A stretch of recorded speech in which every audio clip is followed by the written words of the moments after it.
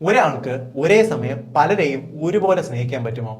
ഇന്ന് നമ്മൾ പലയിടത്തും കേട്ടിട്ടില്ലേ, ഒരാൾക്ക് തന്നെ പലയിടത്ത് സ്നേഹബന്ധങ്ങളുണ്ട്, പല ഗേൾ ഫ്രണ്ട്സ് ഉണ്ട്, അല്ലെങ്കിൽ പല ബോയ് ഫ്രണ്ട്സ് ഉണ്ട്, ഇല്ലെങ്കിൽ പലരുമായിട്ട് ബന്ധങ്ങളുണ്ട്, അടുപ്പം സ്ഥാപിക്കുന്നുണ്ടെന്നൊക്കെ.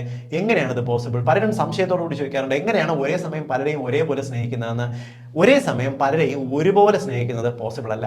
എന്നാൽ നമ്മൾക്ക് ആവശ്യമുള്ള ചില സ്നേഹത്തിന്റെ കണികകൾ നമുക്ക് പലരിൽ നിന്നാണ് കിട്ടുന്നതെങ്കിൽ ഓട്ടോമാറ്റിക്കലി ചിലരിലേക്ക് ഒരു അടുപ്പം കൂടുതൽ ഫീൽ ചെയ്തു എന്ന് വരാം. ഇത് രോഗാവസ്ഥയോ ഒരാളുടെ സ്വഭാവത്തിന്റെ കുറവുകളോ അല്ല. കാരണം മനുഷ്യൻ എന്ന് പറയുന്നത് നമുക്ക് ഒരാളോട് മാത്രം അടുപ്പം വയ്ക്കുന്ന ജീവിയല്ല, സാമൂഹിക ജീവിയാണ്.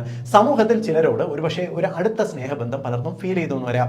നമ്മളിപ്പോൾ അമ്മയെ സ്നേഹിക്കുന്നില്ലേ, നമുക്ക് ഭാര്യയോട് സ്നേഹം ഉണ്ടായി എന്ന് വരാം. അതേപോലെ തന്നെ നമുക്ക് പ്രിയപ്പെട്ട സഹോദരിമാരായിരിക്കാം, നമുക്ക് അടുത്ത ബന്ധുക്കളോട് നമുക്ക് സ്നേഹം ഉണ്ടാകാറില്ലേ, നമ്മുടെ സ്വന്തം മക്കളെ, കസിൻസിനെയൊക്കെ നമ്മൾ സ്നേഹിക്കാറില്ലേ. ഇതെല്ലാം സ്നേഹമല്ലേ?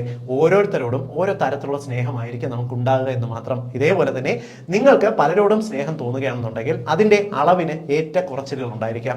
നിങ്ങൾ പലരിൽ നിന്നും ഇഷ്ടപ്പെടുന്ന അല്ലെങ്കിൽ കിട്ടാൻ ആഗ്രഹിക്കുന്ന കാര്യങ്ങൾ ചിലരിൽ നിന്നും നമുക്ക് എല്ലാവരിൽ ഒരാളിൽ നിന്ന് തന്നെ എല്ലാ ആഗ്രഹങ്ങളും നമുക്ക് ഒരേപോലെ സാധിക്കത്തില്ല അല്ലേ? നമുക്ക് എല്ലാ സ്നേഹവും കിട്ടിയെന്ന് വരില്ല. ചിലപ്പോൾ നമുക്ക് ചിലരിൽ നിന്നും വാത്സല്യമായിരിക്കും ഇഷ്ടം. നമ്മുടെ അമ്മയിൽ നിന്നല്ല എങ്ങനെയാണ് നമുക്ക് വാത്സല്യമാണ് പ്രതീക്ഷിക്കുക. എന്നാൽ മറ്റു ചിലരിൽ നിന്ന് നമ്മളൊരു കെയർ പ്രതീക്ഷിക്കും, അടുപ്പം പ്രതീക്ഷിക്കും. ചിലരിൽ നിന്ന് നമ്മളൊരു സാന്ത്വനം പ്രതീക്ഷിക്കും. മറ്റു ചിലരിൽ നിന്ന് നമ്മൾ അമിതമായിട്ടുള്ള സ്നേഹം, മറ്റൊരു ചിലരിൽ നിന്ന് നമ്മൾ ലൈംഗികതയായിരിക്കും ഇഷ്ടപ്പെടുക. ഇങ്ങനെ ഓരോരുത്തരിൽ നിന്നും ഇഷ്ടപ്പെടുന്ന ചില ഇലമെന്റുകൾ അവരോട് അമിതമായിട്ട് അടുപ്പം വരുന്നതിന് കാരണമാകും.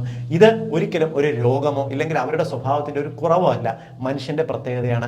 എന്തുകൊണ്ട് ഇന്ന് പലർക്കും പല റിലേഷൻസ് ഉണ്ടാകുന്നു എന്നുള്ളതിന്റെ പ്രധാനപ്പെട്ട കാരണങ്ങൾ ഞാൻ ഈ പറഞ്ഞതാണ്. ഇനി ഞാൻ ഈ പറഞ്ഞത് നിങ്ങൾ സ്വയം ഒന്ന് ആലോചിച്ച് നോക്കിയേ. ഇതല്ലേ ഇങ്ങനെ പലർക്കും പല ബന്ധങ്ങൾ ഉണ്ടാകാൻ കാരണം? സ്വയം ചിന്തിച്ചു നോക്കൂ.